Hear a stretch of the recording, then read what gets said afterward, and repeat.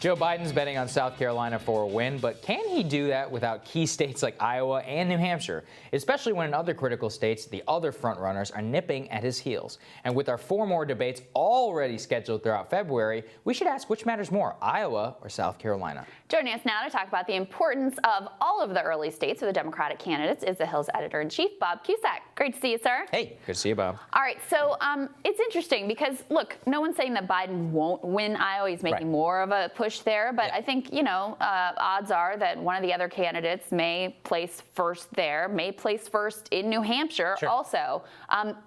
Historically, has that significantly shifted the race dynamics? Well, politics is all about expectations, and the expectations for Biden, he could win Iowa. If he wins Iowa, he is looking really, really good.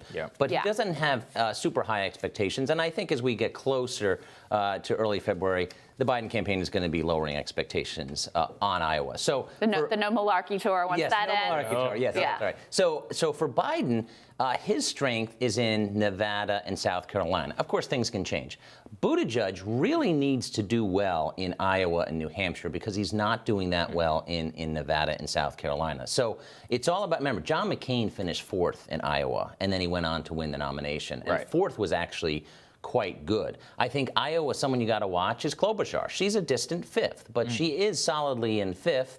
And she's got to do very well in Iowa, and that's kind of make or break for Klobuchar. This is the interesting thing, though, because Bob, you've been here for a while, which is that if you don't win, what is it? If no nominee since Bill Clinton has not won either Iowa or New Hampshire. Right. But that doesn't mean it's not possible. And we've had some reporting here that maybe the Biden campaign doesn't care if Buttigieg wins Iowa or New Hampshire, just because he has such a massive deficit in Nevada and in South Carolina. The idea that he'd be able to make up over 55 points of support just seems fantastical, right? Yeah. If Biden doesn't win Iowa, what the Biden campaign, or New Hampshire, which is very possible. Very possible. Very possible. He just doesn't want one person to win that. So if, it's very possible that you could have 4 winners out of the first 4 states, and then it becomes national on Super Tuesday. That's to Biden's benefit right there. But if you get, Iowa and New Hampshire do have a tendency of changing everything. I mean, that's where John Kerry did well in both states,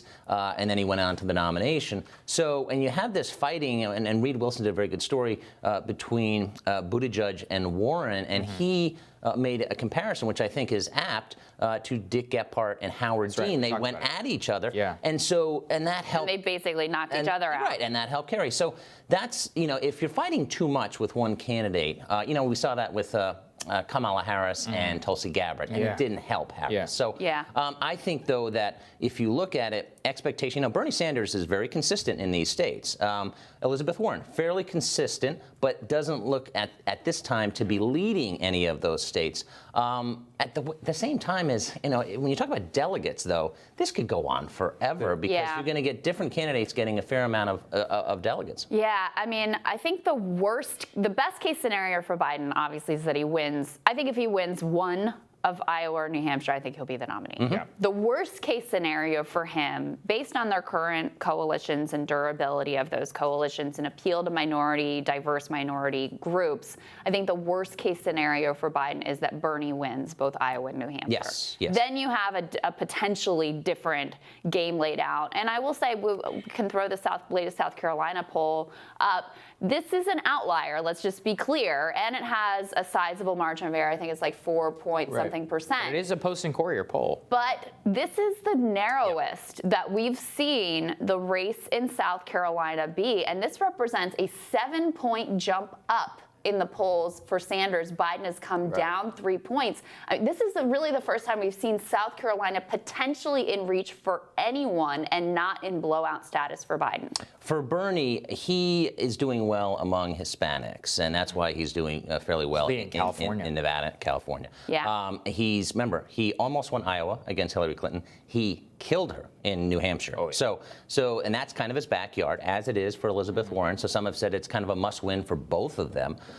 So yes, that's the worst-case scenario, I think, for Biden if someone like Bernie, which is certainly possible, sweeps Iowa and New Hampshire. I will tell you from talking to his campaign, they feel they're their Iowa ground game is very good. They feel very confident in that ground game. But Warren has a good one. So does Buttigieg. Right, but that matters a lot for for a caucus state. It's more important than in a primary. I try to make this point every time we talk about Iowa, Bob, which is that the rules of these caucuses are so convoluted. Yes. But it's that if you don't hit 15% in a precinct, that your voters get to disband and go to another person. Second choice. So second choice matters a lot more, right? Yes. So that's very much advantage to Biden and Bernie because they are the 1 and 2 second choice for a lot of the other candidates. Yeah, and you know, if you're Joe Biden, you're looking at your numbers in Iowa, the campaign has got to be somewhat pleased because, you know, you think about Iowa, very liberal, especially in the caucus.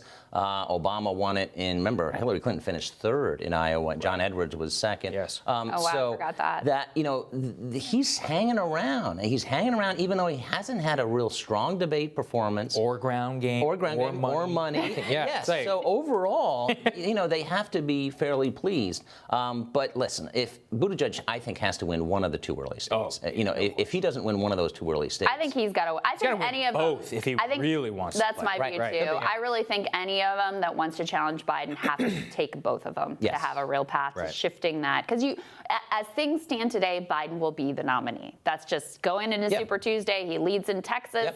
He leads in so many of these southern states. And if you don't do something to dramatically reshape the race in those early states, I don't see it. I mean, there's still time between now and then. We're going to have more debates. Biden may take on water during these impeachment hearings. We don't know. But that's how things stand today.